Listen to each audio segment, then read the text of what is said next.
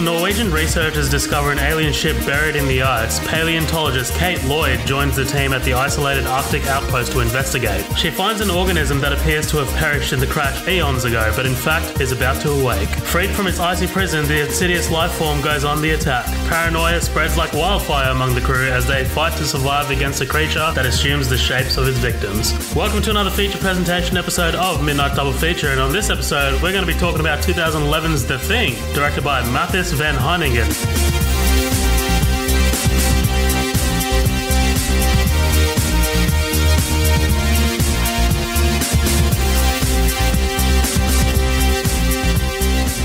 Colin, what's going on, man? Welcome back. Hello, mate. We are doing this back to back. We've been sitting on our asses for a good few hours now.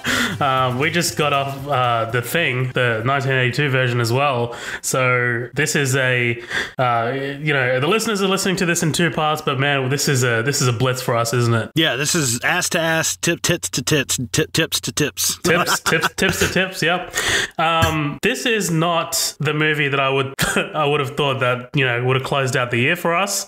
I would have rather it be The Thing 1982, but hey, we figured why not compare the two? Why not compare a prequel and its sequel and kind of compare like how The Thing is done in 2011 versus the classic 1982, because this is not a good movie. Like, let me just say that out front. Both of us think that this is not a great movie. I'm torn. I'm torn because I think that this thing gets a lot of. I think because it's a sequel, prequel, remake, whatever, we're standoffish. Would you agree to that? Like most people are standoffish.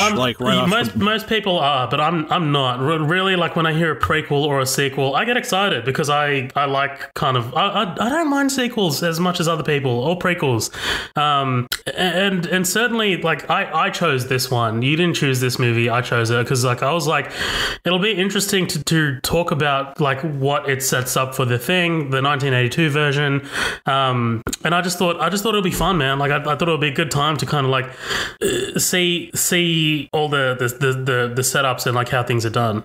Right, yeah, and I think that for one thing, like I said, we're so reactionary to prequels, sequels, remakes, whatever, that it's because I've owned this movie and I've never watched it because I've always been kind of like, I don't know, man. Like my buddy Clay Boyington, who we were just talking about, in the comments of the original Thing 82, he's the one who told me to watch it. He was like, dude, I know how you are. He's a big fan of the original one as well. He's like, I'm the same way. He's like, but give it a watch and give it a fair try. And I was like, you know what? Yeah, you're right. I should give this thing a fair try, look at it for myself and kind of see what I think of it. And yeah, I think it does have problems, and I think there's some stuff that's very horror tropey, and it's weird because you would think that this one would have more time to learn from the mistakes of horror movies over the last 30 years, but it doesn't really learn from a lot of stuff. And whereas it has such a great kind of parent film to this, that the elements of that film don't cross over in this one. And yeah, I get it. You don't want it. You don't want it to be exactly like the 82, and at that point, just fucking make a remake. Don't call it a prequel. It does need to be its own kind of thing. But at the same time, this is so heavily steeped in stuff that we know from the first one that I think they should have treaded a little more lightly. Does that make sense? Yeah, no, it does, because there are a lot of elements from the first one that come into play here. It's like, oh, really? The Americans had the same idea that the Norwegians did? Like, I don't... right. Yeah, like a lot of it is a bit eye-rolly and I guess fan servicey. I guess the best example for that is the Star Wars prequels, right? Whereas that goes like way too fan servicey a bit too many times. There are like some ways where like there's ways you can balance the fan service stuff with new stuff. Like my example is Rogue One. I think Rogue One does that really well, the fan service stuff, as well as the kind of like adding stuff to the mythology and the lore. And this actually does add some decent stuff to the lore of The Thing. I think I do like The Thing with the setup with how it can't replicate inorganic material. I love that. Yeah, very, very Terminator, Yeah, absolutely. Finish your thoughts, dude. Oh no, I mean that was pretty much it. I don't hate this movie. I think that I don't think it gets judged fairly because it is, I think people are automatically kind of antsy towards it because it's such a beloved movie, and much like, I think it's kind of like the knee-jerk reaction people had to Blade Runner, but 2040. I mean, this is no Blade Runner 2049. Let me fucking make that straight right now. Save your fucking emails. I don't want them. And we don't get them. But no, I think that people have a knee-jerk reaction to these things, and it's not as bad as people make it out to be. I think it has like 38% on Rotten Tomatoes. I'm like, dude, it's better than that. Like The Room by Tommy Wiseau has like 34%. I'm like, it's better. That's fucked. Yeah. Right. I was like, it's better than that. But it just, like I said, I think it needed to tread a little bit more lightly. The stuff that it introduces is cool, but they don't play up paranoia. They don't play up the fear. They don't play those up enough. And whereas I think it would have been better in this movie because all these people are really close. All these people are like laughing and they're having drinks. I mean, compared to McCready and his bunch, like, dude, these guys are fucking, like having a blast. They're, hey, we found a fucking alien, like blah blah blah, and they're having drinks and stuff. And I just think that it makes more like, imagine somebody who you've been friends with for years and you've worked with them and you start thinking, I'm gonna have to kill you. Like that to me is like so much more jarring. Like, and they just don't play on that really at all. Like, and they do a little bit in the 82 one because you have that line with Gary. He's like, Benning's my friend. I've known him for 10 years. And he's like horrified by the fact what happens to his friend. And we only see that very, very briefly in this movie. And that's something I think they should have touched on a little bit more. Absolutely. Just quickly, you mentioned about the remake, like, going as a prequel instead of a remake. So the producers convinced Universal Studios to allow them to create a prequel instead of a remake because the producers felt that Carpenter's film was already perfect. So this is a quote. So making a remake would be like painting a mustache on the Mona Lisa. But the prequel still has the title of the original film because they couldn't think of a subtitle. For example, The Thing Begins. That sounded good. That's just, I don't know, man. It's a little confusing, but it's not the end of the world, But like, what could you name a prequel though? Like, I mean, that's to be honest, like the Thing, the 1982 one, there's nothing that really lends to a good title. Right, it's not like Alien. The Thing, Outpost 29 or some shit. Right, it's not like Alien. We can't go The Things, because it's not. That would imply multiple, like a sequel or something like that. So I don't know. I don't hate it, but at the same time, it is a little confusing. Right. Yeah. So I first saw this movie. Like I said, man, the first thing obviously I watched first earlier this year for the first time, and I watched this immediately after just because I was curious. So the first time I saw this movie was this year as well, and it's not overly terrible. It's not great.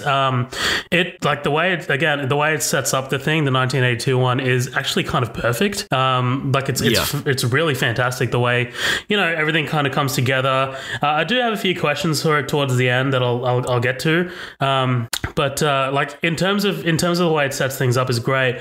But other than that, that's kind of really where my positives end. Like, this feels a little hollow. Like, this feels, usually I'm not one of the type of people who are like, why does this movie exist? But like, this movie kind of just exists just to set up 1982. Like, I don't feel much for the characters, and by the end of it, it kind of becomes this kind of like creature stalker slasher movie.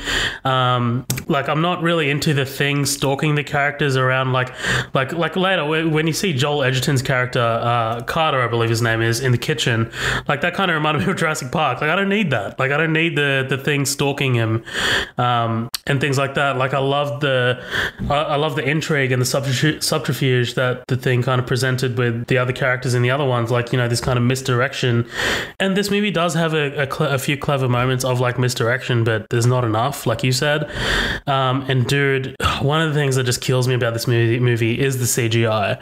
Like there are practical moments of the thing in this, and like some really decent practical moments, but overall, man, I think it just relies way too much on CGI, especially when like later when she's fighting it in the ship. Oh God, yeah, dude. I don't need it, and it's dated as fuck. Like the CG is dated as shit, and it only came out 7 years ago. Right, whereas, it makes the movie look so much older than it actually is. Right, exactly. And whereas the 1982 one, we just watched it and it still looks fucking fantastic. So right, yeah, few problems, but yeah, I don't know. Other than that, man, I mean, unless you got anything else to say, you want to jump right into it? Yeah, I mean, I tell you what do you think the budget was for this movie? I remember it being kind of sort of high, a lot higher than the 1982 one. 30? 38. Oof, what did it make back? Opening weekend, it made 8.5. Wow. And the cumulative worldwide gross was 31.5. Oh, That's so like, it flopped, yeah. Yeah, it's by several $1 million. Like, damn, dude. Whew, that's gotta suck. Yeah, well, it's one of those like really delayed sort of like prequels / sequels. Like Hollywood seems to be doing this, especially around this time, like kind of like taking old school franchises and creating like a sequel / prequel. Like Tron. Like Tron Legacy. Yeah, but I kind of like Tron Legacy, so that's a conversation for another day. Right.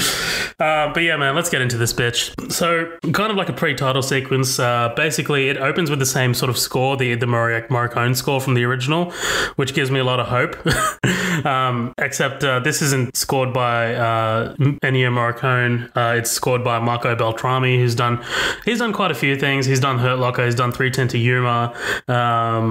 He did, Resident Evil, Scream. He's been working. I believe he did Die Hard 4. But yeah, he's pretty popular. But yeah, we open in Antarctica, winter 1982.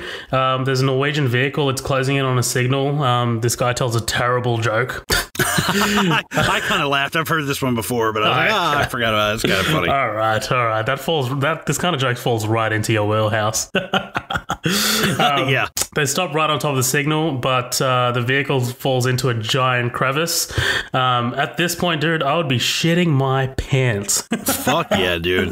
This is like, why am I even out here kind of thing, right? But yeah, they see the ship, and then the opening title comes up, which I like. I like the way the opening title kind of mimics the original. Yeah, that was cool. So we meet, oh man, I have a fondness for Mary Elizabeth Winstead. Oh, like, yeah. She is a beautiful, beautiful woman.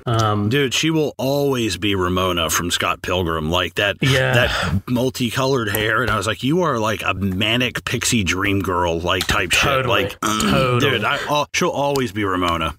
Yeah, she'll always be Ramona. First thing I saw her in was Die Hard 4. She was Lucy McLean, so the daughter. And she's in Fargo season 3, so definitely check that out. She's really great in that. So her name's Kate. She specializes in vertebrate paleontology. This is a cool practical effect throwback. Like she's kind of inspecting this bear.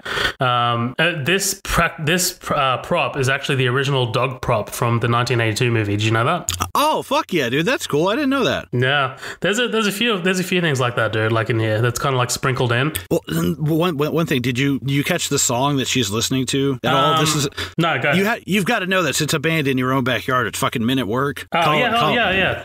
So it's, who can it be now, right? Yeah, right. But if you've ever listened to the song, it's just so much. Who can it be now? Somebody knocking at my door and talking about like somebody like haunting and hunting them, and I'm like, oh, that's fucking little bit of foreshadowing there. Hey, by the way, spoiler alert: everybody dies. In case you've never seen this before. Everybody dies. By the way, guys, thanks so much if you are listening to this, because I know no one likes this movie. So this is why we released this as kind of like a two-parter to the 1982 thing. So thanks for joining us, guys. We just wanted to throw that out there. Right. This whole time, I'm like, man, we could have just broken up the thing into a two-part episode and said, fuck it. No. Yeah, probably. I could have fucking done it, man. But this Norwegian guy walks walks in, Adam, and later Sander walks in. She's told that she's knitted in Antarctica and a structure and a specimen was found. And that's all they can tell her. And at this point, I'd be like, the fuck? She takes this really well. Like, Yeah. like she takes it. I'm like, dude, they found a fucking structure and a specimen in Antarctica. Like, you should be a little more concerned. By the way, man, this is not, I know this might not be for you, but like, there's a Australian author out there. His name's Matthew Riley. He's fantastic. He's a fantastic writer. I've read most of his books. He's got one book called Ice Station. I highly recommend it. Pick it up, like if you're into sort of like an action thriller, because it takes like the bones of the thing and puts it into sort of like an action movie. It's fantastic. It's got a lot of this in it. It's got a lot of like specimens and structures underneath the ice. It's great. It's a great read. I read it when I was in 10th grade. 9th grade actually. But yeah, it's not a children's book. It's fucking violent as shit. Maybe I shouldn't have read it when I was that young, but still. Nah, you're right. Yeah. No. So we're on this helicopter ride and we meet, man, every time this guy shows up, Joel Edgerton. I love this guy. I love Joel Edgerton. He's good. He's fucking cool. Like, weirdly enough, when I'm watching this, I'm like, I'm okay if he becomes Wolverine. I'm not mad. I wouldn't be mad if this guy was the next Wolverine after Hugh Jackman, because I'm watching it and I was like, he kind of has that look, you know. Yeah. He's got that feral Canadian wilderness. Yeah. I love for that sure. you just called him like feral. Yeah, just that feral, like you're gonna see him running through your backyard with a dead chicken in his mouth at 2 o'clock in the morning. He's got that look in his eye. Yeah, you got that crazy look in your eye. Honey, what's outside? Oh, don't worry, it's just another Edgerton. Don't worry, it's just Joel Edgerton. I am super proud of this guy, man. This guy is from my suburb. Joel Edgerton? Yep, he's from Blacktown. I did not know he was Australian. Yeah, Blacktown, New South Wales, Australia. There you go. Every time he pops up in something, I have to mention it. I know I've mentioned it a few times in upcoming attractions. So, well, he's got to play Wolverine now, man, because he's another totally. Australian. Yeah, totally. But he's awesome, dude. I recommend check out the movie The Gift if you haven't seen it. It's directed by him. He's in it. It's got Jason Bateman, Rebecca Hall. Oh yeah, I've been meaning to watch that. Check it out, dude. It's dark as shit, but really well directed. It's let's turn this piece of shit off and fucking. Sorry, dude, you fucked up that joke. I know. Well, I was trying to say piece of shit, and I was like, oh god, I can't even get it out. Don't worry, dude. I honestly, I'm putting down The Gift for Halloween next year. Like, that shit is a great movie. Excellent. You don't watch The Lost, so you're not going to get this, but Mr. Echo is piloting the fucking helicopter. This is like, I'm going to keep referring to him as Mr. Echo because the actor's name is unpronounceable. It's it's Adewale Akinwumi Agbaje or some shit. Dude, I watched the making of this, and they cut to him, and he's like, I'm from Nigeria. I am not built for this shit. He's out there in the cold, freezing his ass off. It's fucking hilarious, dude. He's been a few things, man. He was in Suicide Squad. He was the Killer Croc. But yeah, mostly he's known for Lost. He's Mr. Echo. He was in G.I. Joe: Rise of Cobra. He was in The Bourne Identity. Mummy Returns. He's been around, this guy. But I love Mummy Returns. Those are good movies, man. I like The Mummy. I don't like The Mummy Returns. Fair we can enough. Fight. We can throw down, bitch. As long as you don't like Scorpion King, I will I will gut you if you like what's the one with the CGI rock? Is that the third Mummy? That's The Mummy Returns. See, I like it up until the CGI. That's the only one I have a problem with. Yeah, fair enough. Yeah, the first two were kind of like childhood throwbacks. The third one is dog shit. That's the one with Jet Li. Oh, fuck the Dragon Emperor shit. Yeah. They land at Thule Station and they're introduced to Edvard, Carl, and Juliet. And they basically take them to the structure and they estimate that it's been there for 100,000 years. So basically, this is the spacecraft, the one from the 1982 film. What do you think about this? Like, it's pretty cool. Yeah, I like it. I like the fact that that we see the thing in the ice, and that's the only time that we're ever even going to get close to the real, air quote, and I'm air quoting over here, real form of this thing, because it's, whatever it is, it's probably, I mean, it's taken on so many different life forms and assimilated so much stuff that you'll never see the real thing of this. God knows if it even is something like that. It's a cellular thing, But what I like is the fact that we see this thing in the ice, but they obscure it. They obscure it every single time. We never even really see it like full grown. Right. Like we get glimpses of it, and that's enough. And I thought that was cool. I like the fact that they weren't like, no, look at it, and like, because like with digital effects and with like they have so much better technology to be able to pull off different shots, and they could have really fucked it up and tried to really do like a hardcore origin story on this. And I'm just glad that they didn't. At least they didn't go that route of, okay, well, instead of making a sequel where we continue everything, we're just going to do something where we explain everything from, explain how this thing happens. And you really don't learn anything else about this except for that it can't copy inorganic material. And that's really about it. So you are right. And they actually were going to go a lot heavier into the backstory. Let me read this for you, and I'll read the rest of it a bit later. So originally a different beginning and ending to the movie had been partially filmed, which would have shed more light on the thing's backstory. The prologue would have shown how the alien pilot purposely crashed the ship on Earth and then committed suicide. Like, okay, I don't need that. Yeah, I don't need that. Like, the 1982 version did a good thing of like, it's probably going to try and freeze itself, and it'll out survive us, right? Right. Yeah, that's the whole point of the creature. Is like suicide is like, I would never consider this thing to do something like that. Like it is all about survival and adapting and evolving to the situation. That's so out of character, I guess is the best way to say it. But yeah, no, I'm not a fan of that. No, I'm glad they cut it out. So Edvard says survivor, and dude, Kate just she's handling this so well. Yeah, like, it's kind of insane. Mary Elizabeth Winstead is a fantastic actress. Again, Fargo season 3, guys, check it out. But in this, man, like I know it's not her. It's the way the character's written.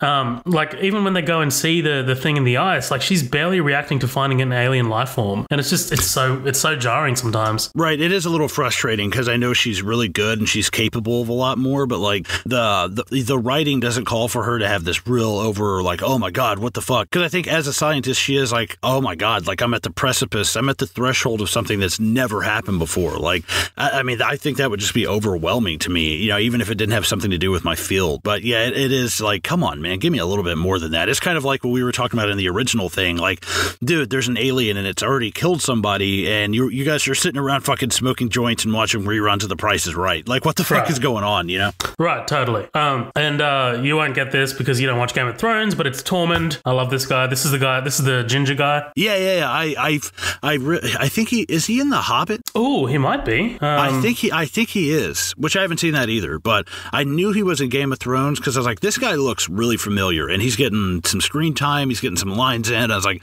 this guy's got to be one of the bigger actors. So I looked up and I saw he was in Game of Thrones. Yeah, I'm going to butcher his name, but I'm going to try it anyway. Christopher Heavju. He's also in Fast and Furious, the latest one. Dude, these guys' names, I mean, props on them for getting an all like Norwegian cast and stuff, and that's awesome. But some of these guys, like I've been playing a lot of Skyrim lately, and I swear to God, I've bumped into these guys somewhere in like Whiterun or Dragon's Reach or somewhere in there. I've bumped into these guys. It was probably the guy that copped an arrow to the knee. Yeah. Oh man. But basically, I do like this one moment where Kate looks out and looks at the stars, and she's just like, I'll never look at them the same again. This is, I guess, fine. Like, this is better than at least they're adding something to her character being a bit bewildered by the alien. Yeah, I do like that. Yeah, at least they give her some kind of moment to take it all in. And before that, there's a couple of like sort of Carpenter-esque shots of like the the station being so quiet and the hallways being quiet and shit, like while they're asleep. Like it reminded me a lot of the 82 one. Now this was produced, I think, by the people who produced Dawn of the Dead, I guess the Zack Snyder 2004 remake. And I think you can kind of feel that. Like this feels, even though it's a 2011 movie, it doesn't feel like a 2011 movie. It feels like something that came out about like 03, 04, 05, like somewhere around there. It feels like a lot older movie because the CGI. Holy shit, the CGI. Yeah, but also the actor that plays Adam, for the life of me I cannot remember his name. I think something Olsen, but he's been in a lot of stuff from like the 90s. So I was like, oh, this feels like a movie. It feels like, you know, this reminds me of 30 Days of Night. This feels it feels very 30 Days of Night, and not just this. I mean, obviously the snowing and the, you know, you can't leave, and the whole thing basically takes place during the like a nocturnal kind of setting. But like just the way it's filmed, the whole thing about it feels like 30 Days of Night. Yeah, Eric Christian Olsen plays Adam. Yeah, there you go. He was in he's been a shitload of stuff. I can't remember what I saw him in, but he was in Fired Up, just a teen comedy bullshit movie. At first I thought he was the guy in the remake of Evil Dead who gets all the nails to his hand and shit. And I was like, wait, no, not the right guy. But yeah, fucking God, that's awful. Talk about a decent remake. I'm sorry, just to get off track, I love that remake. Yeah, it's fucking good. Yeah, let's just turn this off and go cover that. Yeah, let's literally go watch any other movie but this. It's so terrible because it's not that bad. It's not bad. It is underrated a little bit. Like it doesn't deserve what it is on Rotten Tomatoes at all. Right, but it's so hard to like swallow this pill after. It's like going out to a 5-star restaurant and then getting McDonald's afterwards. It's like, God, this fucking tastes like shit, dude. Like this would be good on its own, but because I had something so much better beforehand, this tastes like fucking like dog dick, dude. I don't like it, dude. I'll take a quarter pounder any day. But anyway, I bet you will. Yeah, hell yeah. Especially during this like mid-Christmas season, like it's like Christmas and then New Year's, and it's this like flux area, and you don't know what time of year it is, and you haven't really like started working out again. Like you're kind of drunk on candy. Yeah, pretty much. But yeah, they bring the block of ice back to the station with the alien embedded in it. Sander wants to take a tissue sample, but Kat warns against it. It has to be sterilized. And then Sander just pretty much confronts Kate, right? He's just like, don't talk to me like that in front of my crew. But yeah, he basically wins out. They drill a hole into the ice, and I do like the shots of the drill bit boring into the ice, like it slips into the creature. Right, yeah. And I like that, and I like the exchange between Kate and God, what is that character's name? That unbelievably forgettable Sander. Unbelievably forgettable villain. There's multiple. I like that. Right, yeah. But I like the fact that it is kind of like, it is super machismo. It is very like, you know, like patriarchal. Like, don't, you know, I don't see him pulling a guy aside to say this, especially one of these fucking big ass battle axe wielding Nords. Like, of course he's going to say something to Kate, but he comes up to one of these guys. He's like, hey, don't talk to me like that. They're going to beat the shit out of him, dude. Like, especially the ginger guy, because if you saw the character that he played in Game of Thrones, he would be eaten. Yeah, right. I believe it. Yeah. Also, I feel sorry for Kate. Like, Kate, you're the only female on here. Like, Jesus. Like, this is little. There's some other. I can't remember what her name is either. She's one of the ones Juliet. who turns later. Yeah, there you go. Juliet. Yeah. I don't know how I remember most of the names from this, but not the original. Like, I'm a piece of shit apparently. But yeah, the producers did say they were kind of going for a bit of a Ripley vibe, because they didn't want her to compete with Kurt Russell's portrayal of MacReady. So the character of Kate Lloyd was designed to have traits in common with the character of Ellen Ripley from Aliens. So they do achieve that a little bit. Like, she is kind of like, you know, really outspoken, and she's kind of like making her thoughts known and things like that. Like, she's not just sitting on the sidelines, and she does get a hand of the flamethrower, and she does kill the thing at the end. Well, you know, throws a grenade in its mouth. But I mean, come on, man, Ellen Ripley is Ellen Ripley. Right, yeah, that's like a whole other level. And I was like, I think they did a good job with her, for the most part. But comparing it to Ellen Ripley was, I can see trying to be that, but I wouldn't say, anywhere near the same level. She's definitely proactive, and she doesn't just let things happen to her. She makes things happen. So I think that's kind of cool, and I like that she is outspoken. But we don't really have that kind of like in Tom Savini when he did the 1990 Night of the Living Dead remake, the character of Barbara becomes this like fucking badass by the end of it because she's having to adjust to what's really happening. So like I wouldn't mind seeing that a little bit more, like because she's not like some dainty like, oh, I'm a woman, you've got to protect me, blah blah blah. Like she definitely has a very independent vibe to her.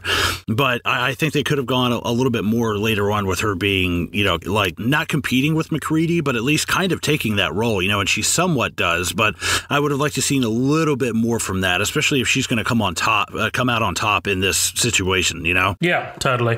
They have drinks. Sanders says that he's never seen anything on a cellular level like this, and like what they have in the next room.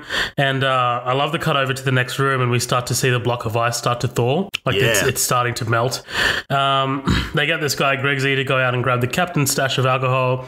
Mr. Echo goes out and investigates the block of ice. I love the dark shadow of the thing in the ice, man. Like that kind of like overhead view. It's pretty cool. It's pretty cool. And then this is something I hate about modern horror movies, man. This bullshit jump scare. Yeah, man. I was like, come on, dude. Like there might be one of those in the original, and there's not really a whole lot in this either. But I'm like, dude, fucking right off the bat, one of your big things is a jump scare. I was like, fuck you. I don't need it. Like we've covered some decent horror movies on here. We've covered some great horror movies on here. We've covered Get Out, Quiet Place. A Quiet Place does have a couple of jump scares, and I think from memory, Get Out might have one or two. But man, like nothing like this. Like I don't. Right. Like a human, like another human. Like I don't. This is so, like you were saying, man. This is so early 2000s jump scare. Right. Yeah. This feels like when we were getting that real bad rash of horror movies in the early 2000s, and I think this might be just one of those ones that just kind of rode out on the edges of that like fallout of it. So it might be one of those last ones. But yeah, I just didn't really care for that. You know what I love though? The fucking thing busting out of the ice and straight into the roof. Oh. Fuck yeah, dude. That is awesome because it's obscured. It's dark. Can't see it. I'm like, cool, dude. It's immediate. Like it's not even like there's like no warning. It's just like bang, and it's not like it breaks out of that entire thing in one go, and it's just like straight into the roof. It's CG. Like if you do look at it carefully, it is CG. But I dig it, man. Like this is one of my favorite moments in this movie, and this was like really memorable too. Like this is because I forgot a lot about this movie, but this was definitely one of the most memorable sequences. Yeah, it was fucking good. I liked it a lot. So, by the way, he's going to be referred to as Mr. Echo the entire time. Sorry, guys. Mr. Echo runs back and tells everyone. They go back to the room and it's gone. Oh, I love that. Just kind of like this thing just fucking gone, man. It's awesome. It's awesome. Right. Like knowing that all hell, like for one thing, they don't even know what this thing can do. Like they have no idea. But you've also got, I've forgotten his name again. The douchebag scientist. Sander. Thank you.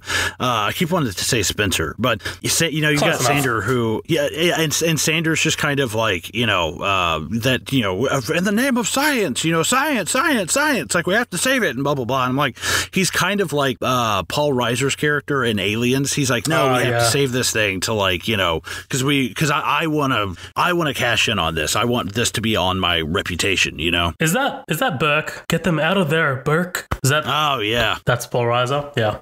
Fuck yeah. The curly-headed fuck. Yeah. Curly-headed fuck. They go out in groups of two and three to search for it. They see that the helicopter door is open, and dude, this guy Henrik gets nailed through the chest and dragged backwards. Okay, so this is where the problems start for me a little bit. Like, although it is cool that he gets fucking nailed, and it is an R rating, and it's fucking awesome. It's violent. It's still CG. It's still like I like that it's still slimy and all that shit, but the CG just definitely takes it away from me.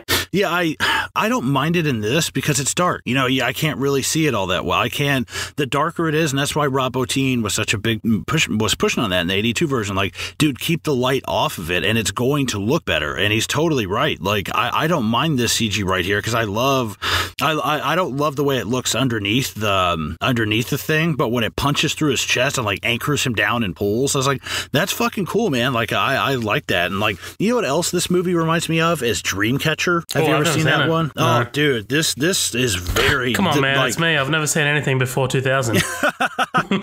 Dude, this is very. It feels very, very Dreamcatcher, which is not a great movie, but it's very similar to this. Like, there's monsters, and it takes place in it's like snowing the whole time. It's very, very similar to this. Oh, okay. So watch it. Do I watch it? I don't. It's pretty good for the most part. I mean, it's got Thomas Jane and sold. Yeah, he's pretty good. I like Thomas Jane. Morgan Freeman, Tom Sizemore. Like, it's got a shit ton of people. What are you talking about? Tom Sizemore? Come on. Yeah, Morgan Freeman. Yeah, Morgan Freeman. I'm trying to think of a red quote from fucking Shawshank. I wish I could tell you that Andy Dufresne fought the good fight. I wish I could tell you that Andy Dufresne fought the good fight and that the sisters left him alone. But guys, I am not the impressionist in this podcast. But prison is no fairy tale world. Sewatuheno, whatever the fuck the place is called. Tuatanejo. Tuatanejo, whatever the fuck. Okay, eat a dick. But yeah, they shoot at it. It's got their man. There's no effect really, but they burn it, and it seems to work. Like this thing, I do like this moment. Like it just kind of goes up in flames, and it kind of goes up into that cabin, and you kind of see that like the tentacles like poking out from it. It's cool. Yeah, I like that. Yeah, because guess what? I can't see it. It's cool. That's true. My mind is making shit up of what it looks like in there. Right. I'm like, oh, okay, that's cool. Like I like that. Right. Like you mentioned in the Thing podcast, the 82 one. Like one of the good things is like it uses the Jaws effect really well. Like the less you see of it, the better. But like I mean, even when it does like pop up and they use the effects, like it's fantastic. Like Jaws, right? Like in that like last third of the movie when the shark shows up, and it's fucking terrifying. Whereas in this, they show you a little bit too much, and they don't have the skill of like Rob Bottin or anyone like that, or Stan Winston. Like they have to resort to CGI, and for me that just takes it out a bit. So right, well, there's no warm up, there's no foreplay, there's no like, all right, cool, like kiss me a little. We're gonna fuck now. Yeah, kiss me a little bit, maybe work your way down my neck, like something like. But it's just it's so like we see it like that full-fledged shot of it under there when it harpoons him and drags him under. I was like, dude, that's so blatantly like, if you'd have just kept that dark, I would have been okay with it. But like, I can see the seams of it, and it doesn't look good. And also at the same time, it's like you're just like ramming it in now. Like you're not like trying to like kind of hide this thing. You're just basically like, and here it is. I'm like, oh, we haven't cool. We haven't got to the worst parts of it yet, which is at the end. Like this is like right at the beginning as well, so it's a little problematic. Right. Sanders says that they're obliged to study the creature, and Edgerton's character Carter wants to destroy it and fly their injured man back to McMurdo, the real station in Antarctica, and tell them about the creature. Dude, the practical effect of the thing with Henrik infused in it on the table is awesome. Yeah, that looks fucking great, man. Like seriously, like do more of that shit. Like give me that. Like I don't care if it takes time. Just I'd rather this. Like just the way, like in the first one, you've got that smoke coming off his body and it's all charred. Fantastic. Right, and honestly, like this movie, it's a prequel. Yeah, well, it follows a lot of the same beats as the 82 one.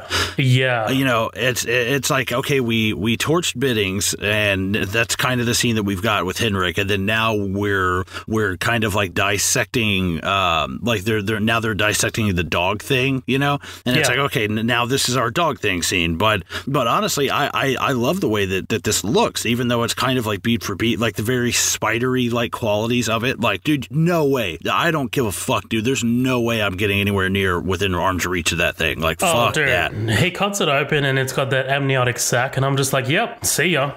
Yeah, no, see ya, fuck dude. That, dude. But yeah, like I like the amniotic sac, man. Like it's creepy. Like his face is just in there, and like basically they cut open the sac and figure out that it was absorbing Henrik, some kind of digestion system or process. But something about the original just seems more disgusting and offensive. Like this just, it doesn't seem like, it's not clean. It's just, I don't know what it is. It's a little sterile compared to the original. Right, yeah, the first one, I mean, there's one thing that they said that they did was the colors of what everybody's wearing. You know, the whole base is gray. Everybody's got like gray, dark, like green and blue on. Well, they said that they did that intentionally so that when they showed the thing, they could pump a lot of colors into it. That's why we see like the green, like neck veins and shit. Like it's very colorful when the thing comes out. But in this, it's just like, I love the way his teeth look. Like you could see through his mouth and see his line of teeth. I was like, ugh, like that's fucking unsettling to be reminded of what you really look like under all the skin and shit. I was like, ugh, like that's good body horror. But yeah, I can see what you mean. It's like a very cleaned up version of this autopsy scene. Yeah. Sanders says it is fascinating, like a creep. Kate finds a titanium plate inside the thing. It turns out Henrik broke his arm last year, and it's like the process rejected the plate, which is interesting, man. What do you think about this? We're not there yet, but what do you think about this new sort of like adding to the lore of the story? Because like in the original, they didn't really mention anything about it not being able to absorb non-organic matter. This is kind of like introduced in this movie. I like it for one. Like I think it's a great idea. I think it's pretty cool. Sense. Yeah. It does. Like, well, I don't know. Part of it makes sense, but also at the same time, if this thing has absorbed so many life forms, how many times has it come across non-organic material? I mean, it flies a spaceship. It's like that's non-organic. Like how much stuff you tell me it's either a part of something like for it being like a perfect adapter and like to be able to survive any situation. I feel like it would have figured that out by now, or at least like I don't know. There's something really, really odd about that if this thing has been doing this for however many, years or millennia or, whatever, it hasn't learned how to do that yet. And like, if you can replicate anything and you can make somebody, you can literally be that person. Like, I don't know. It's a little odd, but I do like it. I kind of tilt my head a little bit at it. I'm like, I don't know, but I'll buy it. It's interesting. It is definitely cool. But I don't want to go past when they're sitting there, they're cutting it open, and Kate, pulls the titanium, piece out, and there's just Sanders sitting in the back with his arms crossed. It's like, oh, motherfucker, like you get your ass in there and start digging through that shit, because he's just kind of hanging out in the back, and I'm like, you fucking bitch. Yeah. Well, I don't know, man. I didn't think of it like that, but yeah, when you do say like, it had a lot of time to kind of adapt to inorganic material, you're kind of right, but it's just something that the movie sold me and I kind of bought, but I don't know. I didn't really think that far ahead. This is not a movie that I kind of like thought about. Like the first one, for some reason I did, because it presented itself as a bit more cerebral. Right, yeah. I think anytime you want to start adding stuff to a mythology that's already been set up, like decades later, like not that they're retconning anything, but that they're kind of like adding stuff later on that like, dude, that wasn't there before. I kind of scrutinize it a lot, especially when it's like I said, it's so steeped in the 82 version. So I watched the making of this. I like studied this bitch. I was like, all right, you're gonna sit there and make a prequel to one of the best movies of all time, one of my favorite movies, that I'm gonna hold it like under a fucking microscope, So I've got a little bit of trivia. So the film actually solved a long-standing mystery in the 1982 film. The film reveals that the thing cannot replicate inorganic things such as fillings, earrings, clothing, and at a pivotal moment near the end, Kate realizes that Carter's earrings, blah blah. At the end of the 1982 film, the character Child still has his earring in his right ear. It can be seen just before he takes a drink from the bottle of J&B. Right. Huh. I've heard that, and some people think that, well, yeah, that means he's the thing, and it's like, well, I've heard a couple things that people are like, oh, then he's obviously not a thing. But somebody else pointed out, they're like, well, if let's say these do fall in chronological order, and the thing realizes that Kate was able to find it through the earring, wouldn't it make sense for that thing to fix it up? Yeah. Right. Hey, next time I probably need to leave the earring on, or like, but it kind of makes sense because in the 82 version, the clothes are always shredded, and you always see people kind of changing into new clothes, like if they become the thing, like we see that with Bennings. And I was like, maybe that actually is kind of canon. Like, why would it leave the clothes behind? To just destroy them, or is it the fact that it can't replicate them? Like, that's kind of cool. I kind of always assumed that they couldn't replicate the clothing, but I don't know, whatever. Yeah, fuck it. Well, fuck it. Okay, so this is my least favorite moment in the movie, and it's just something that could have totally been cut. I don't know why it's here, because out in the hallway, Juliet is sick, and like, you know, they draw so much attention to it, and I'm like, why did you need this in here? I thought she was pregnant. Is she? No. I don't think they ever get back to that at all. I don't think they ever do. But like, it would have made not because only Henrik stuff like right. Yeah. I would have loved to have seen her, like, you know, maybe something was going on with Henrik and she was having a kid with him, because it just raises the stakes. Like, oh wow, like what happens if you're pregnant and you get taken over by a thing? Like, holy shit, that's terrifying. Like, that's awful. And I don't want to see that. Was she mentioned to be pregnant in the dialogue, or like she doesn't look pregnant? No. I'm just saying, like, her getting sick from it, like because she, like you said, yeah, they draw a lot of attention to it. Why is she so emotional about Henrik dying? Like, what is it about Henrik specifically that makes her literally sick to her stomach? It's like, maybe if she were pregnant, or if she were, you know, if something, you know, like a misdirection. Right, yeah, exactly. But they never, like you said, they never do anything with it. Why show us that, you know? Yeah. Kate takes a sample of Henrik's tissue and examines it under a microscope. She says that the cells aren't dead and the alien cells are attacking Henrik's cells and they're imitating his. So again, like you said, beat for beat, following the 1982 sort of formula. But this is the moment for me where this movie does something that the first one doesn't do, and I love the next 10 minutes of this movie. So this guy, Olav, is being escorted to McMurdo Station, and Kate goes to the bathroom and she sees the metal teeth fillings on the floor in the bathroom. She finds a pool of blood in the bathtub. She runs out and tries to stop the chopper, and Carter sees her. He goes to land, and Olav looks tense, as if like there's something wrong, and he starts shaking. So I love the misdirection that the movie does here. I love that this other guy's like face like splits open and he just goes insane. Yeah, I was totally expecting Olav to turn, like, but I don't know if this is really. It's weird, man. Like, I don't know. At least it asks more questions than it answers. Like, it kind of like, why does the thing turn right here and like risk dying and dying in this thing? Like, and I think it's just kind of like, well, it has to turn here because maybe it turns here because it figures out that someone's flagging them down. Yeah, I mean, I guess it could, like, that makes sense, but part of me is like, I mean, so much to risk death over it, because I mean, for all we know that this thing dies. You know, we never see Olav or I can't remember the guy who actually splits open. Yeah, Carter's I don't know the fucking guy's name who splits open. I think it's Griggs.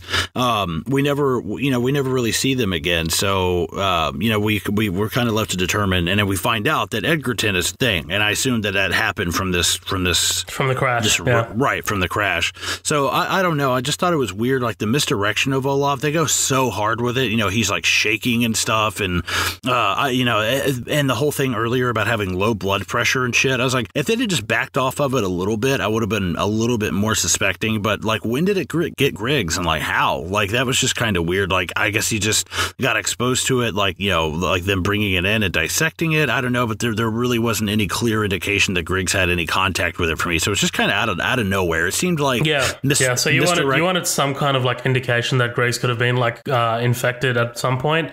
For me, it like completely worked. Like, I was fully expecting Olav to, because I knew something happened on the helicopter. I just couldn't remember. But yeah, I 100% thought Olav was going to split open. But yeah, I fucking hate this movie. No, I'm just kidding. Just in the middle of it, just like get up and leave. But yeah, I wrote, I hate the CGI here, but I love the misdirection. Because the CG goes haywire here. Like, this is very light. It's not hidden at all. Like, it's no, God, no. Out for everything to see. You know what I didn't remember at this time? There's a character named Colin in this. Yeah, there is. There totally is. Yeah, dude, there's never, try to find a movie where there's even a character named Colin, ever. It's never in fucking movies, dude. I never see that shit. And I was like, hey, I mean, he's the guy who winds up fucking slitting his throat and both his wrists, but are you fucking kidding me, dude? You're talking to a guy named Zoheb. Hey, that's your own goddamn problem. No, yeah. Deal with it. Yeah, fucking deal with it. Wouldn't it be weird though? Is like, I mean, the way that you look, if your name was like, oh, my name's Kirk, I'd be like, what? Like, that's fucking weird. The chopper crashes off screen. Apparently the radio's dead. Kate goes back to the bathtub and sees that the blood's been cleaned. She comes, ominous. I dig this. I dig shit like this, man. This is very, very the thing, right? Like, this is very 1982. It needs more of this. Yeah, right. It needs more of this.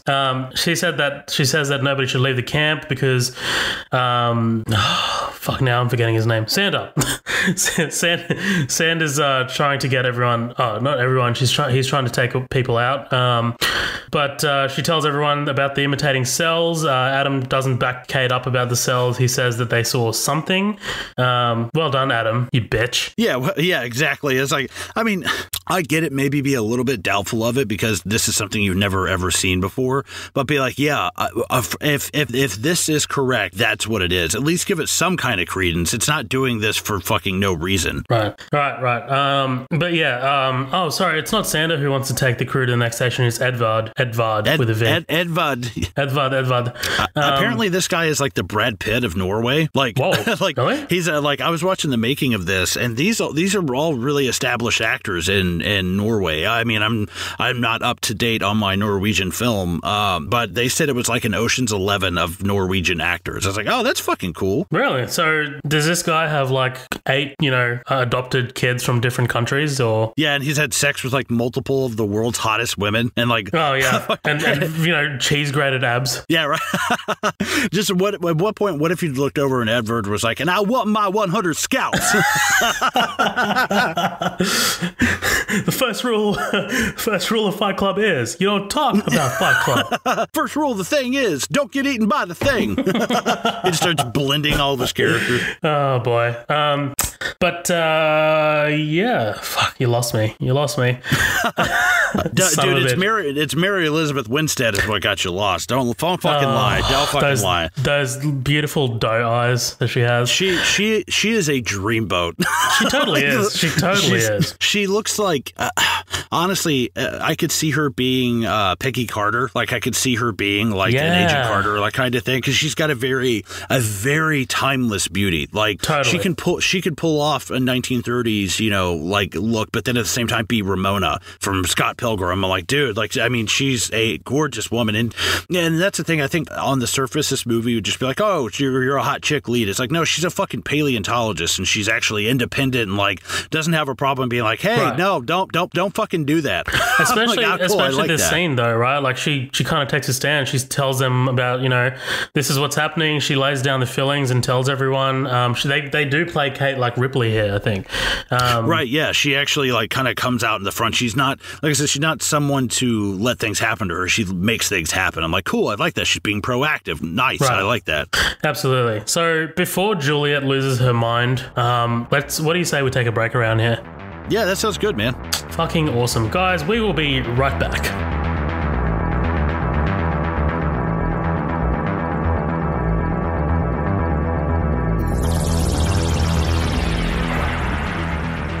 Hey guys, it's Zoheb just breaking in the middle here. We've got a few things that we just wanted to put out there for any newcomers, or if you're not part of our growing community, maybe this could benefit you too. Firstly, we just wanted to let the newbies know about our episodes and the way Midnight Double Feature is currently structured. As you know, right now you're listening to one of our feature presentations. When we started the podcast, we basically built the show around our feature presentations. These are movies that we choose to cover and basically go through everything in the movie that's worth talking about sequentially. These episodes are generally longer, and we're definitely looking at options to spice up our feature presentations by getting guests on, very much like LSG Media's Matt Anderson in our Get Out feature presentation. We also have our upcoming attraction episodes. Typically these come out during the week and are much shorter than our feature presentations. These are hosted by Matt Vella and basically consist of a conversation between Matt and I about any movie news that's worth talking about, quick reviews of movies that are currently out in the cinemas, and other hijinks. Finally, we have our special features. These are usually one-off special episodes that are mostly experimental and don't really have any specific definition. They could be a sit down with a cast or crew member, a conversation between the hosts, or just a straight up different thing that might not even relate to film.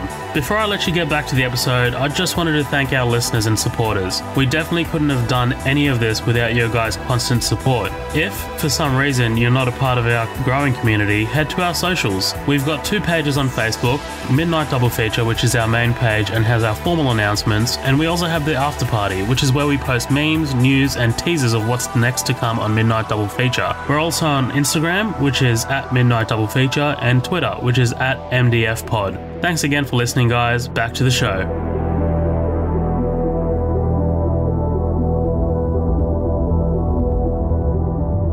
Hey guys, we're back, freshly squeezed, ready to dive back into this fucking piece of shit. I'm joking. It's a little harsh. But no, so this is I guess the moment where, you know, we get a bit more kind of like backstabbing bullshit. So this is Juliet telling Kate that hey, I saw Colin coming from the showers after the crash and he was holding a rag. That's Colin. Tell me, is that what you do often? Coming back from the shower and you're holding a rag? 50-50 sometimes.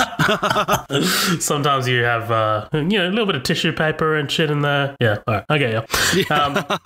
They look at Colin pretty suspiciously, and he's leaving with Edvard, and then just dude. So Juliet turns into the thing here, and I have a problem with this because I think it's too early. Like, why start implicating Colin and then immediately turn into the thing? I think it's just too early. Like, why not wait earlier, like longer, to misdirect Kate? Right? Yeah. It's really odd. Like, you think she's planting the seeds of something, but it doesn't really go anywhere. She just immediately like blows her covers. Yeah, it's really odd character choice for sure, dude. And like although like some of the stuff looks cool, like her skin kind of tearing apart. Again, the CGI just takes so much of it away from me. Juliet, the thing Juliet kills Carl, and they open the door to burn it. And man, when they burn this thing, it doesn't look great. It's like, whatever happened to stuntmen like getting fucked up with flames? Yeah, now some of this is like, because I watched the making of it. It's a stunt woman. She's got the whole suit on and she's she's running through. But yeah, I like it's a blending that they do of the CGI and the practical, and it just doesn't like, even the way they blend it, like even though it's a mash of like both of those, it doesn't look great.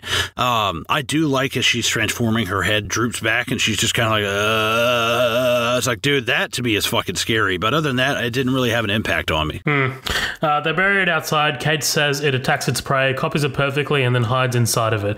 It could be any of us, she says. So this is kind of like the same speech that McCready gives, that iconic speech later. Yeah. Says it's like a virus and they should quarantine, isolate, and kill it. They also have the blood sample idea, which is convenient, I think. Yeah, like I would have been fine with just the whole dental fillings thing, but like I mean, I don't know. I guess if they're smart enough to do it in the American base, that they can figure it out. You know, they can figure it out at the Norwegian one. What are you saying? Norwegians have the same fucking brain capacity as Americans? Have some respect for yourself, you American. USA.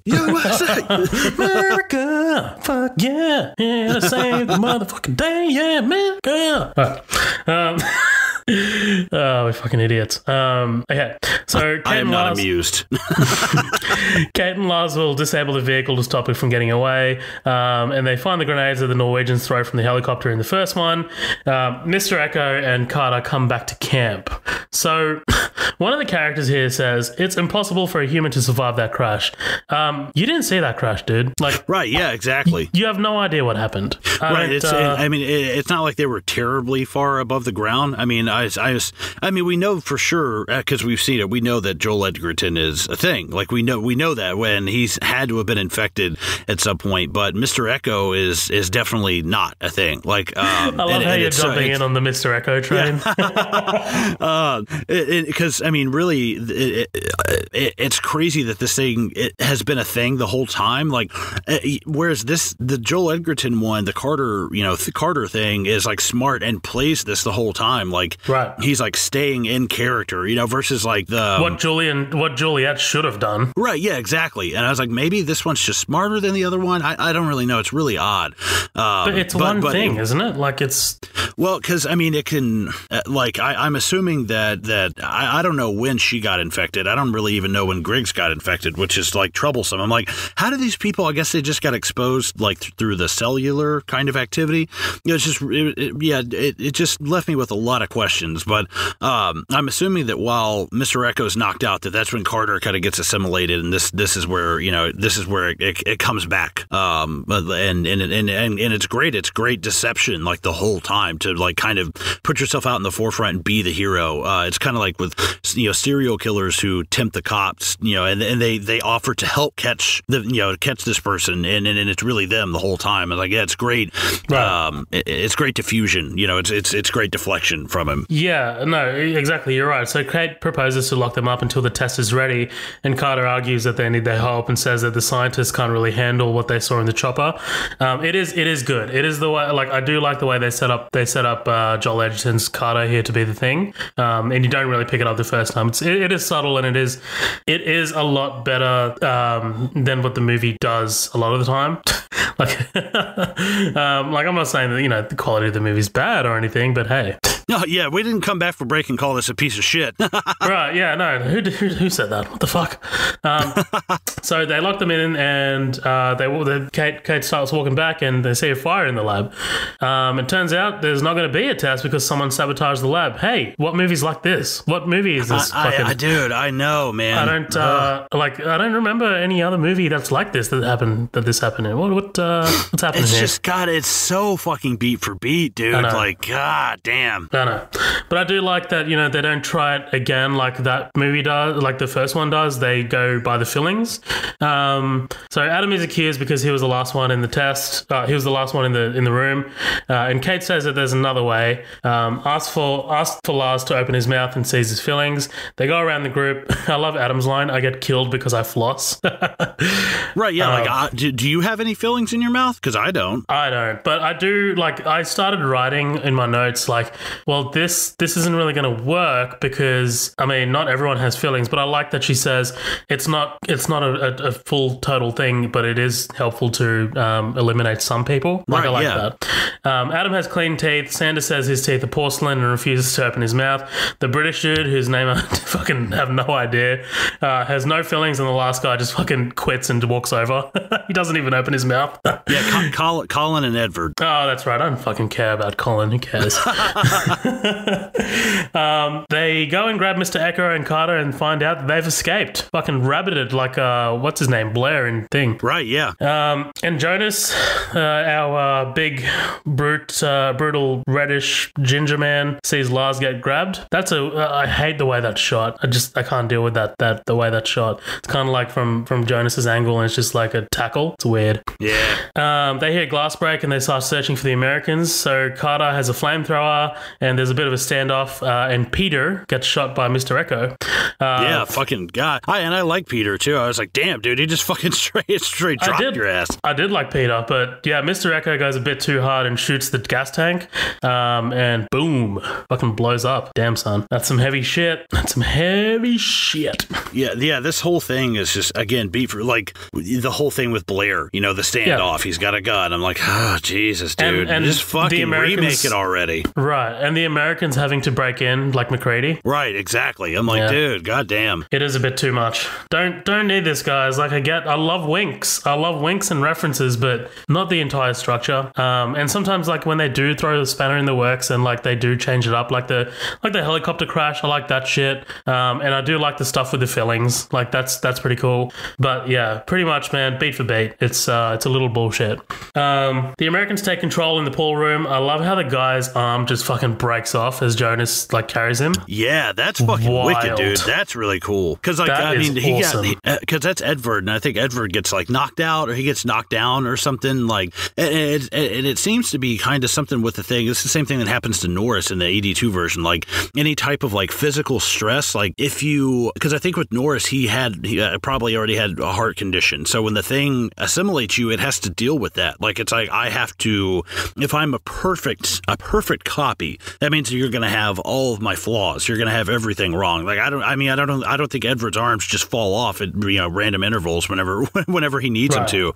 But there's something about it being injured, or I think it's very sensitive as it's taken someone over. It's easy to kind of disrupt this thing. You know, it's kind of like the Venom symbiote. Like, you give it like a little bit of stress or like pressure with like, you know, some the right thing, and I think it kind of the mask kind of starts to crack. I think it could even just be, if you think about it, like because it's like what is it? It's the atoms, it's the cells that are trying to like merge together. It could even just be that the cells haven't fully merged, and like they're still kind of like brittle and like, you know, unstable. Right. Probably the longer it stays assimilated to someone, the easier it is to do this. Yeah, for sure. Right. Like, that does make sense. Dude, did we just fucking come up with some thing lore? Yeah, that's fucking cool with me. Hell yeah. We're submitting that to fucking John Carpenter. What I'd give to fucking meet that guy. He's such a badass. Badass, dude. I mean, we didn't even talk about the fact that he does his own soundtracks usually. Yeah, man. Like, one of my favorite, obviously Halloween, but In the Mouth of Madness has this really, like, him and artist named Jim Lang, like, did the whole thing for that. But it's like a straight Metallica, like, almost like exactly like Enter Sandman kind of thing at the beginning of it. And I fucking love it because it's like heavy kind of rock. It's like, wow, that's so crazy. Dude, the soundtrack for the new Halloween is fantastic. Like, it's literally my ringtone. There is like one track that they play in the new Halloween because it's John Carpenter doing the soundtrack still. Oh, fuck yeah, dude. Yeah, dude, he's like probably 70, 80 something now. He's old as shit. Yeah. Dude, he tours with his son in a band and they play all the music from his movies, and in the background there's a huge screen. Like when he does In the Mouth of Madness, it's this real, like, you know, boom boom boom boom boom doom doom doom doom doom doom doom, and as the whole thing is playing, it's like a montage of In the Mouth of Madness behind them. I'm like, that's fucking cool, dude. That's cool. Awesome. I love that. Did you want to finish singing the thing? Nah, I'm okay. All right, cool. Just wanted to see how long you went there. No, but Carter's... Oh, dude. Okay, so I don't know if this is a reference, but it felt like it. So the arm, like, attacks Jonas like the face hugger in The Alien. Oh, yeah, dude. Come on, dude. Yeah. Right, that was all there. Carter's flamethrower fucks up like McCready's. Okay, fine. That's just fucking horror movie trope, dude. Oh, yeah. That's horror movie trope. But, like, even the sound effect of it, like, it sounds exactly like McCready's thing. Right, it's very Shame on the Thing, like 82 version as well. It's like, you know what you were doing. Like, there's even one point in the 82 thing when Clark goes to check on the dogs and one of them jumps out of the fucking cage and like knocks him down, and John Carpenter's like, we literally picked up a dog and just threw it at Richard Masur. It was like he was like, it was such a shameful jump scare. He's like, well, I didn't even give a fuck, man. Like, or like, John Carpenter's really funny about that, man. Like, the scene when McCready comes up after Blair's destroyed the helicopter, like, literally in the director's commentary, John Carpenter just goes, yeah, and McCready finds a flashlight on the helicopter because, well, we needed him to have a flashlight. Like, holy shit, that's to poke fun at your own stuff. That's fucking great. He's got a good sense of humor about it. Oh, for sure, dude. Like, I do want to one day go and listen to commentary tracks. I haven't done enough, man. Like, I've only listened to, God, I can't even remember. Dude, fucking Pineapple Express. Like, that's the only one commentary that I've listened to.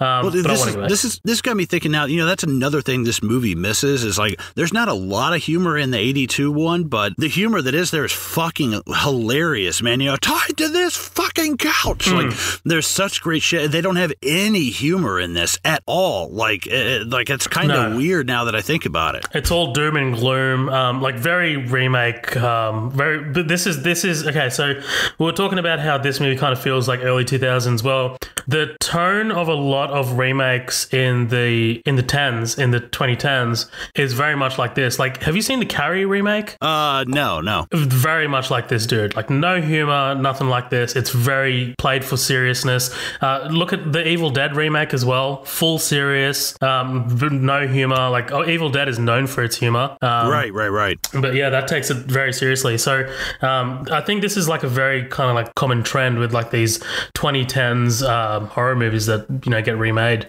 It's just a thing, I guess. But yeah, man, so the tentacle starts lashing out. Mr. Echo tries to shoot at the tentacle but gets nailed, and Adam gets nailed as well. I love the growling noises. Reminds me a lot of the 1982 version. And man, the thing just crawls over and starts merging faces with Adam. It's pretty gross, but I mean, like, the CG, man, it just doesn't hold up for me. What about you? No, No. I mean, it doesn't look that great, but I will say this is a far worse death than anything in the 82 version. Oh, like, yeah. With the exception of like maybe Gary getting his, and Blair finger fucking his face like at the end of it. But this whole thing of laying there and having this thing, because everybody else gets like eaten or they get like cut up or something like that. But it's really the only one that we see where like I am forcing myself onto you and making you a part of me. And this to be conscious while it's all happening. Like, oh my God, dude, like how terrifying that must be. What does your brain feel like when something is literally merging, like it's killing you and like making you born again all at the same time? Like that is so beyond comprehension. And I do love this part. The CG does lose it for me a little bit, but that death is fucking spectacular. It is great. And like it's so, I feel like that scene takes ages. Like it's so slow and it's so methodical and it's just like they don't rush over it at all. By the way, Kate looks sexy as fuck with the flamethrower. Oh, dude, yeah. I'm like, oh God. Yeah. She goes back in and she burns Jonas. Like I guess a mercy burning, if you want to call it that. Yeah, he was looking pretty rough. Yeah, pretty fucking rough getting face hugged, hey? Oh, wait, wrong franchise.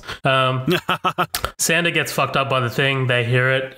Kate and Carter walk around the station. So this is where the movie kind of like takes a bit of a nosedive for me. I don't, even in slashers, dude, I don't like this kind of like walking around, stalking shit. Not a fan. I think that whereas in the first one they were limited, they couldn't make something that was like that mobile.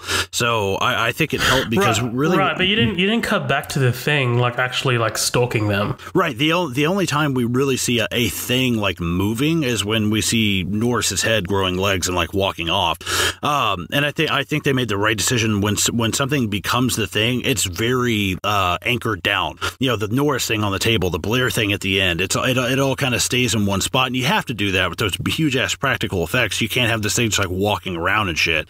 But if they were to do it, it would not look. It would probably be two people who are very flexible in a big ass suit, and that's honestly how it probably should have been done. But this whole CGI thing is not terrible, but I mean, just the whole like the hunting of it and like walking through. I was like, it doesn't want to hunt them. It doesn't even care really about killing them so much. It just wants to survive. Like, right. Like it's just very odd. Yeah, its motivations become kind of blurred as the film goes on. Totally. Carter nails one of the crawlers on the wall with the famous red axe. I love Kate. Don't touch it. And then I just added, don't touch it. It has to be iconic and memorable. Yeah, right. Right. This has to stay in here for 30 years. No, I'm just I do love the shot of like the two kind of like things like merging together. Like it is that CG is as cool, shit, yes. but still pretty cool. Yeah. The two-headed thing comes blasting through a window in a shitty jump scare. And I wrote again, not a fan of the thing stalking Carter like this. And basically Kate burns it as it runs towards Carter. Like this is like, didn't this feel like very Jurassic Park kitchen scene to you? Yeah, I can see that. Like it's not the first thing that comes to mind, but now that you mention it, it's like, yeah, it kind of feels that way. I do like as it's running out, he just kind of like sidesteps it. He's like, yeah. and it plows through the wall. I was like, oh, that's kind of cool. Yeah. Kate burns it as it runs towards Carter and it smashes through the wall into the snow. She burns it some more, and basically that's where McCready and what's the other guy's name? I'm sorry, what? What's the other guy's name who goes out and inspects this base with McCready? Copper. Copper, yeah. So that's basically where McCready and Copper found it, right? Like burn like that. Right, yeah. And then they see Sander take off in a vehicle. Kate says if it leaves, it'll kill millions and that it's headed somewhere. And they get in their own vehicle and chase down Sander. So we need to know that Lars is alive at the end. So Kate asks Carter about Lars, and Carter says they didn't kill him because obviously Lars is the guy in the helicopter in the start of the 1982 version, so that has to be there. Right. That was kind of weird. I just didn't know. Like, did they pull him in and just knock him out and just like leave him, or did he not ever encounter them? I wasn't really cleared up on that. Like, I get that Lars is hiding. Right. Mm-hmm. Yeah. Like, I assume he's hiding out and he's got a gun or whatever. But it's just really weird that this guy who I could see the lead kind of shifting to Lars because he's torching these things later on, and he's very like, because Kate is like, no, stay here, keep it on them, blah blah blah, and he's very complicit in that. Like he's very proactive in wanting to destroy these things. So it's really weird that he just kind of takes a back seat after all of this shit goes on. I could see it happening when like the Edvar, like Adam thing starts coming after people, he's just like, dude, I need to post up somewhere. Like, I can see that, but it's before any of that happens, it's really odd. Yeah, it is strange. I don't know. Maybe it was like a weird cut thing, and then they just kind of added that line about Lars. I don't know. It is strange. They get to the alien ship, and this is basically, I hate, like I mentioned to you in the 1982 episode, I'm not a fan about the ship at all. I just think the alien, I can't see it handling technology. And I just think it should have just landed on Earth just by itself. I don't know, or something like that in a pod or something. I don't know. And not a fan of it, like picturing it flying a ship, and this kind of like doubles down on that. Like they get to the ship and it starts functioning, like with the lights and shit, and then I was like immediately reminded of like Kingdom of the Crystal Skull. Oh wow, yeah. At the end of that when like it just it just takes off, and I'm like, fuck's sake, why are we doing this? Now that you say it, yeah. They run and the flaps start opening, and Kate falls through one of the flaps. And I just basically wrote, this ship stuff is a bit too much. I don't need this. Well, and this is odd to me as well, because like Carter, Joel Edgerton, he is absolutely a thing at this point. Now, I know that the things don't work together. That's just not, they don't, like, I don't think they're interested in killing each other if there's just two of them there. But like, as a smart enough organism, it should just be like, yeah, if I leave her down here, it's going to kill that thing, or the thing kills her. Either way, she's probably going to die down there. So like, I could just leave. But it's so weird that he goes back and like becomes like the hero of this. It's like, it's kind of just like doing it for the sake of it. Like, we had to have it come in. Like, I would have almost preferred like a child's kind of moment. Like, where were you that the whole last 15 minutes I was down there fighting this thing? Like, where were you? And he makes up some kind of excuse, and that's when she starts noticing the earring. Like, and I think it gives her the opportunity to be a stronger character, because like, again, it's kind of like we see her save Joel Edgerton, and then he kind of returns the favor later on, and I do like that. But I think it would have been a much better testament to, hey, we want to make a strong female character. It's like, okay, cool. Don't let her be saved by like the heroic prince at the end of it. Like, let her do it. Like, I don't know. I just didn't really care for that. Right. No, you're 100% hit the nail on the head, as I like to say. Dude, one of my least favorite moments of this movie, Kate finds this weird Tetris thing. Oh, don't need this. What the fuck is that? I don't know. I'm assuming it's the way it flies the ship or some bullshit. Like, I don't need this. This is like weird. It's doubling down on this thing is not from here, and it's otherworldly as fuck. I don't need this. I hate this. I hate this so much. Like, I don't need. It's giving us it's raising questions to things that don't really need to be questioned about. Like, I don't know. I get that you're expanding the lore, but it's still, I don't know. It feels a bit flimsy. Right. No. Yeah. If you're gonna do something with it, at least like tell me what it does. Just tell me what it does. I have no fucking clue what this thing is. Like, and you're saying it's like, there's a lot of time of her like spending like looking at it, and like while she's looking at it, it's sneaking up behind her. So it's like, what are we looking at as the audience? Right. Exactly. Like, it's just like, at first I was like, oh, maybe that's like the DNA thing. Like, is it like a data bank? Like, does it catalog all the stuff that it comes across? Like, and I'm actually kind of interested, because I'm like, well, we're in the ship. Like, we might as well show something like in Predator 2, when we see the xenomorph skull on the wall. I'm like, show me something cool like that. But like, there's never anything. Like, if you're going to do this, it's already a bad idea. But like, we're already here. Like, just do it. But with like, it's worse than, you have a bad idea and you do nothing with it. I'm like, God damn it, it's so stupid and lazy. Fuck this piece of shit. So, remember earlier when I said that they had a different beginning? So they also had a different ending as well. So let me just read this. It is a bit lengthy, but it's kind of interesting. So at the end, as Kate enters the ship, she finds the interior littered with dead aliens, either dismembered, burnt, or in a state of transformation. In the central area, she sees the last alien pilot hanging with its throat slit. According to the director, the implication was that the alien race piloting the ship was collecting other alien specimen. One such specimen was a thing, which had broken out of its confinement pod, leading to a massacre among the aliens, and other specimen similar to what happened at the Norwegian base. The Sander thing, having taken the form of the pilot, suddenly attacks Kate, but she holds it back by threatening to use a grenade and to blow them both up. Then Carter enters and uses his flamethrower on the pilot thing to fool Kate into believing that he is human. After early screenings, the studio didn't think the pilot thing was scary enough, and the climax was becoming too complicated, with Kate trying to stop the Sander thing, as well as discovering the thing's background at the same time.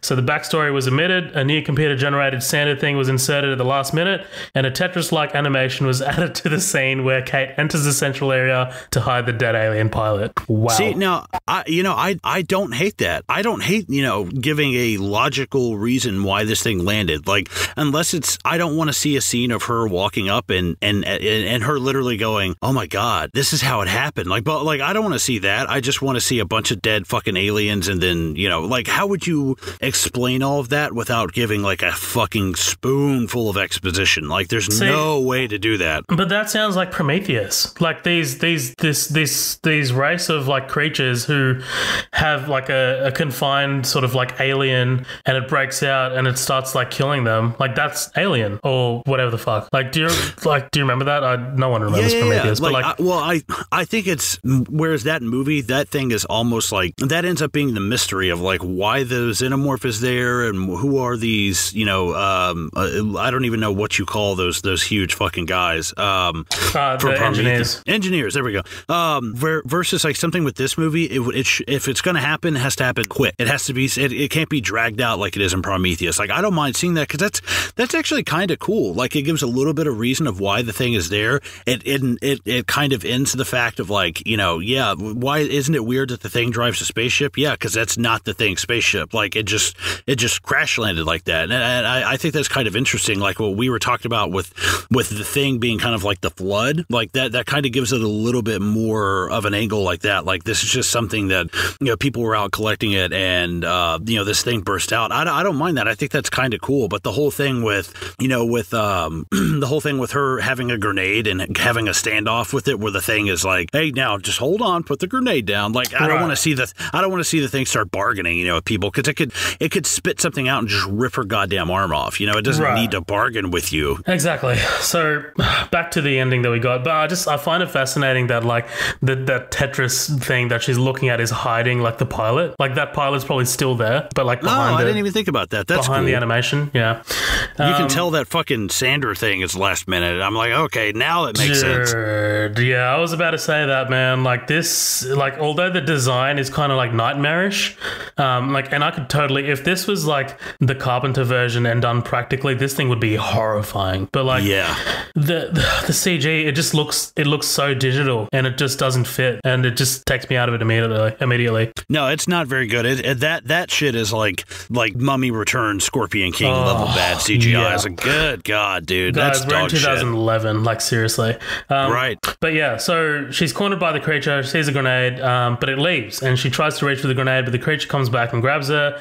But it turns out she actually grabbed the grenade, pulls the pin, and throws it into the thing's open mouth. My question is, why does this ship immediately power down? Yeah, that is kind of odd. Is it like, because if it's weird, like, okay, so the thing, this isn't its ship. It's not like there's a symbiotic kind of like relationship where if I die, the ship stops doing whatever it does. It's not even the thing's ship. I was like, so that doesn't really make any sense. And like, nobody hit an off button or anything. Like, I don't know. That's just really, really odd. I didn't get it at all. Yeah. They get outside and plan to head to the Russian station about 50 miles away, which, like you brought up in the 82 version, because one of the complaints about the 82 version is, why do they have so many guns? Well, it was the Cold War, and, Russian station's 50 miles away. So I do like that kind of stuff that this prequel kind of adds in. That's really cool. What were you going to say? No, I was just saying, yeah, I do think it's cool because it shows that even though there is like a feeling of isolation, like it is still like a little bit of hope, because we never really know what happens to Kate. I mean, I have a theory, but I mean, we'll cross that when we get to it. But it is kind of like a little island of hope in the middle of all the shit that we don't really get to see any of the characters from 82 have. Like, for all intents and purposes, like Kate wins. I mean, she thinks she does, and so it's like, okay, cool. That's an interesting take versus leaving it like which they can't leave it openly ambiguous like they did the original. So I think it's cool that they actually have kind of like a definitive ending that's Kate wins. And yes, we do have like the typical hero story and she rides off into the sunset, but at the same time, we know where this is going. Sure. Yeah, I agree. Yeah, sure, whatever. Yeah, Fuck it. whatever the fuck. I'm so thinged out, dude. They get outside and plan to... Oh, fuck, I already read that. They head to the Russian station. They get in the vehicle, but Kate notices that Carter's earring is on the other ear. But I love the way she plays this off. She tells him, I'm going to go put this in the back. And then she comes back with a flamethrower. She tells him that she knew he was human when he showed up back at the base because he was wearing the earring on the other ear. She lights up the flamethrower, and I love Edgerton here. He begs, basically. But she fucks him up, and correctly so, because his screaming is nightmarish. Oh, yeah. That's when I was like, dude, what if he isn't? No, there it goes. So I was like, he's a thing. Yeah, I would have rathered a little bit more ambiguity, but whatever. I don't know. I guess we needed an answer. I wouldn't have minded if she was just like, fuck it, I'm just going to torch you because I don't know. I know what I am. Like, that's one thing I was going to say in the original one. Like, if I'm McCready or if I'm Kate or whoever, I'm just going to kill everybody at some point. Like, I know what I am, and like, I'm sorry. Like, I don't want to murder you. And there's no one here. There's no one else besides you guys to judge me, and you're going to be dead in a sec. So right, yeah. It's like, I hate to be that guy. I mean, of course, nobody wants to be the person who dies, but like, I mean, everybody dies if this thing gets out. Like, I'm sorry. Like, hell, I might even be infected. I don't know. Sure. Exactly. But then she's sitting in the vehicle and fade to black. So tell me, what are your thoughts on what happens to Kate? I think she makes it a little bit and she dies because I'd say so, for one too. thing, it's 50 miles away. And then not only that, when the 1982 thing starts, that's, McCready literally says, yeah, there's a storm coming in, and that's what ends up confining them even more to where they can't even really get outside a whole lot. And we see when McCready and Knowles go up to his thing and they come back and they're just like, I mean, look how fucking frozen they are. There's no way that Kate lives through this. I think they probably find her out in that snowcat somewhere. Right. That and the fact that like nobody in the 1982 version has heard of an alien species or anything like that, and she's a survivor. She would have, like, if she made it to the base, she would have told them. She would have told someone, and that shit would have made the news or would have made the rounds at least around the bases in Antarctica. Right. Yeah, and it's really odd. It's like, nobody's able to get a hold of anybody, like with Windows in the 82, but and she can't either. She doesn't really, like, she doesn't have a radio there to try, but like she can't get a hold of anybody, or he can't get a hold of anybody at the Russian station. I'm like, dude, there's probably nobody there. Like, she's probably going to show up and even if she makes it, there's nobody there and she's dead. Either way, I think she's dead. Yeah, I think she's dead too. But I love, one of my favorite moments in this entire movie, dude, is this kind of like credit sequence. Basically, throughout the credits here, you're kind of reintroduced to the character of Lars, and this pilot basically. So Lars comes out shooting, right? Where has this fucking dog been? It's been in the cage, so it does cut back. From time to time, but usually, like, mostly in the early parts of it. Yeah, it's trying to like cut its way out. Yeah, okay. Yeah. So it's been there. Like, it's definitely been there, and it's definitely here. They even introduced it to you like early in the movie. But yeah, basically this pilot comes in. Hello, can anyone hear me? Hello. And Lars comes out. Lars comes out being a badass, and this dog just takes off, man. But we do get some shots inside the cabin or inside the station. We see Colin, who's been basically, that's him with the throat and the wrist sliced at the end. And that's off screen, isn't it? Yeah, it is off screen. So I was going to read this. So a scene was filmed showing how Colin has locked himself in the room behind the door where Carter puts his axe in. He then hears movements from the arm things closing in on him. With nowhere to go, Colin takes a razor, slices his wrist, and sits down and slices his own throat. The scene was deleted for pacing reasons, but can be viewed as a bonus feature on the Blu-ray edition. So honestly, I probably should have. I would, because the thing at the end is just so like, throw a grenade in his mouth, boom, it's dead. Oh, yeah. But like that would have just been. I don't know. I don't particularly like people like watching people commit suicide, but that is one of the biggest like things in the original thing is like, dude, this guy, what made this guy kill himself? To see somebody at that level of fear, I would have liked to have seen that at least. Yeah, for sure.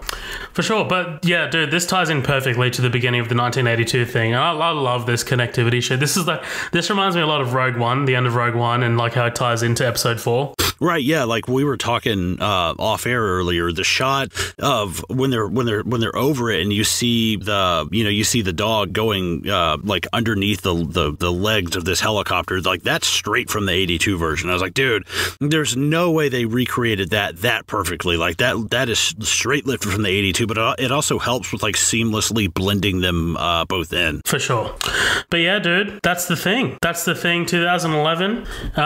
That's the thing. Fucking 1982, all in one sitting.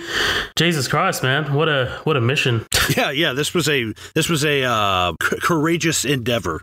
It was a courageous endeavor. But hey, we love you guys, and we wanted to do fucking a back-to-back feature and just close out the year with something big. Granted, it's not the 2011 movie that's big. It's the 1982. That was a big movie that was on our list, man. Like that we just kind of had to cross off. You know, it's a classic movie, and I just thought, hey, it'll just be fun to kind of compare the two back to back and see how we go. So it was actually kind of interesting to see these two movies back to back. So I did have a good time watching this. Actually, you know, it wasn't the slog that I originally remembered. What about you? It's better than people give it credit for, but not by much. I bought it just because I love anything to do with the thing. There's apparently an original Xbox game that I never got the chance to play, and I just want to play that fucking game so bad. And they had one out for like a promo game called Hunt the Thing when the 2011 version came out, but it was like, you know, it's just like a promo kind of game, so it's not out there anymore. But apparently that was a lot of fun as well. There's comic books. There's a lot of shit that came out. So I think I'm gonna, you know, drop some dollars and invest in some comic books and stuff and see how this story gets kind of carried out. But I'd give this like a 5.5 or a 6 out of 10. I mean, I own it just because I love Thing stuff, you know, and I don't mind. It's a cool story, but this should have been done not in 2011, maybe you know, sometime around 2015. Give it a couple more years and let some people who are like let more practical effects run through it, and let some people who are like diehard fans of this. Like, we need someone who's like level of like Zack Snyder fanboy for a movie like this. Yeah, you need a J.J. Abrams like Force Awakens level of fanboy. Right, exactly. But all in all, I mean, I don't hate it, but it's going to be a long time before I watch it again. And yeah, I mean, it's fun though. I mean, it's nice to cross off the old bucket list of watchables, you know? Yeah, I definitely agree pretty much with everything you said, man. And I'm going to land on the same score as you did. I'm going to land on a 6 because it's not perfect. It does cop a lot of shit, but at the same time, it does feel kind of hollow, and it does sort of like only exist to serve like this as a setup to the 1982 one. But that's never really a bad thing. I'm not really like knocking it for that. It's just kind of like, why? It seems like a lot of work for a cast and crew to be doing just to kind of like service another more iconic movie, I guess. Yeah, it's like they come so close to like hardcore fan service, but when they really need to apply it, they back off, and it's like you're backing off and applying it at the wrong spots. Like, and totally. That's just what feels weird to me about it. Totally. And yeah, man, I just wish it did rely a bit more on practical effects and CG, because it's the CG in this, man, it's a bit of a doozy. But man, this was a lot of fun, guys. Thank you so much for a wonderful first year of Midnight Double Feature. Can you believe, Colin, it's been 9 months? Yeah, no, I mean, actually, yeah, kind of, because this is just 9 months longer than I thought it would go. No, I'm just kidding. No, it's been awesome. It's been fun too, because it just kind of started off with us, and then Matt was coming on more and more, and we were like, nah, fuck it, we're gonna bring on Matt, we'll bring on Danny, and I think it's interesting because we make each other watch a lot of movies that we wouldn't normally watch. Like Danny's not a big horror movie guy, you know. I normally wouldn't, you know, I normally wouldn't watch something like Guardians of the Galaxy or, you know, like shit like that, you know. So we kind of challenge each other, and I think it's cool because we don't end up all going, yeah, this is great, no, this sucks, like we echo each other. When something's bad, it's just bad. But there's times where it's cool just to see different kind of taste clash, especially between, you know, the three of us, and then Matt, who's actually a fucking director, you know, and like sees the things in a. So I love the fact that we have someone who actually works in the industry and kind of has an eye for for stuff, and his flair for it, his passion for it is fucking awesome, and it's a great part of the show to have. Just a professional among the amateurs. So it's fucking cool to actually have like his side of things where it's like it's not just us all the time. Like, dude, that's awesome. He's like he can actually like explain why it's awesome. Totally. But dude, it's been a hell of a ride so far, and here's to another year of Midnight Double Feature. Absolutely, man. I can't wait to see where the show grows and goes in the coming years, man. Like I'm excited. It's good times.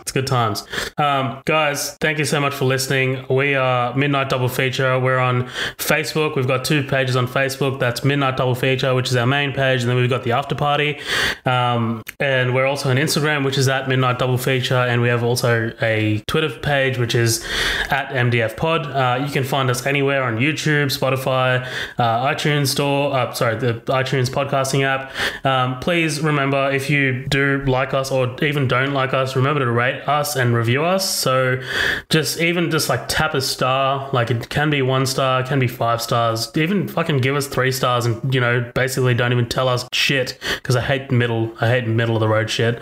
But yeah, just you can do that, but also we'd love some feedback. We'd love a review. Tell us what we're doing wrong, tell us what we're doing right. We'd love to hear it, and we'd love to take it on board. But other than that, Colin, you got anything else to say before we get out of here? Hell no. Sweet. Guys, have a happy new year, and we will see you soon.